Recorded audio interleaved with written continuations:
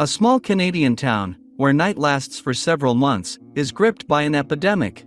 People turn into mindless zombies, unresponsive to external stimuli.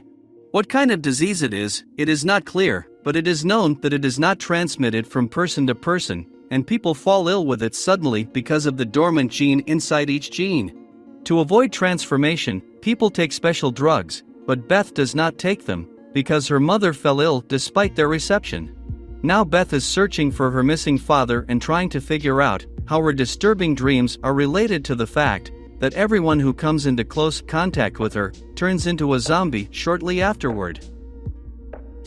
Although the coronavirus pandemic has now faded into the background and seems like something from the distant past, there's a certain lag in filmmaking. After all, it takes time to write a movie, shoot it, then edit and release it.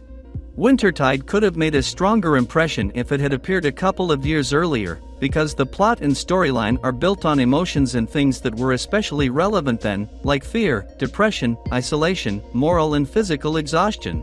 Technically, Wintertide is a zombie movie, but there is no blood in the picture at all, and the infected do not bite, but try to suck the air out of their victims. Do you get the analogy?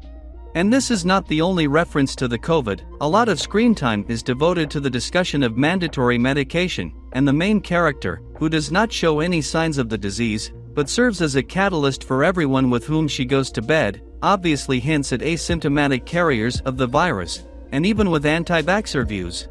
The situation is exacerbated by the polar night, the depression that comes with it, and the isolation and disconnection that can also easily be linked to the pandemic.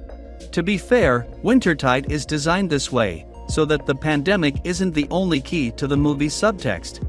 It's perfectly feasible to interpret the whole thing as a story about attachment, intimacy and emotional abuse that robs you of your life force if you let it to, but it's not that important. After all, despite the fact that the movie's world is quite unusual, any kind of engaging story has not been provided with it. Beth drives around her neighborhood, communicates with people, then turns them into the quarantine department, and at the same time is trying to figure out what her dreams mean, in which her dark double sucks the air out of those who share her bed. Stylish visuals, an atmospheric soundtrack of contrastingly upbeat songs and a connective performance by lead actress Niamh Carolan help keep things interesting, and there's a very good sense of early David Cronenberg vibes throughout, but the sluggish story never builds into anything of any suspense, and the finale leaves more questions than answers. That said, Wintertide is a movie designed not to be understood, but to be felt.